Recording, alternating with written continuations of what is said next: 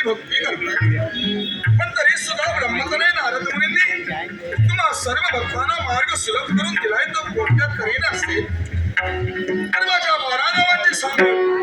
प्रथम वक्रतुंड, द्वितीय एकदंत, तृतीय कृष्ण पिंडाक्ष, चौथे गजवक्र, पाचवे श्री लंबोदर, सहावे विकट नाव, सातवे विघ्न राजेंद्र, आठवे धूम्रवर्ण, नववे श्री बालचंद्र, दहावे विनायक, अकरावे गणपती आणि 12वे श्री गजानन.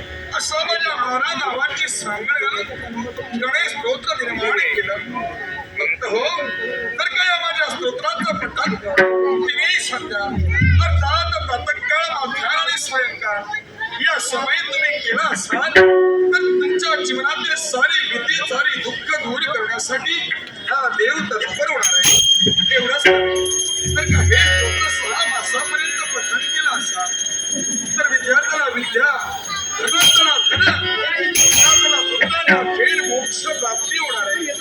आणि जर का एकनिष्ठेनं 1 वर्षापर्यंत तिन्ही संधीच्या वेळी गणेश स्तोत्राचं पठण केलं असेल तर या गणेशाच्या सानिध्यात असणाऱ्या अष्टसिद्धी महिमा, अभिमा, लगिमा, गरिमा, प्राप्ती, प्राकल्प, ईशित्व आणि वशित्व अशा अष्टसिद्धी प्राप्त करण्यास तो भक्त योग्य ठरू शकतो.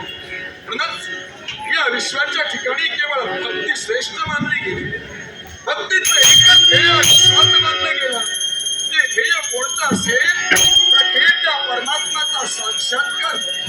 कधी अध्यक्षीला प्रत्येकाच्या जीवनात सुखदुःखाचा फेरा मांडलाय आणि या सुखदुःखामुळे प्रत्येक मनुष्य असंतोषी होतोय. पण ज्याला परमात्म्याचा साक्षात्कार झाला तो या सुखदुःखाच्या फेरातून मुक्त झाला आणि अखेर मोक्षामध्ये गेला. भक्तावर का मोक्ष मिळवायचा असेल एकनिष्ठ त्याला भक्ती करा. हा तुमचा विघ्नहर्ता देव सदैव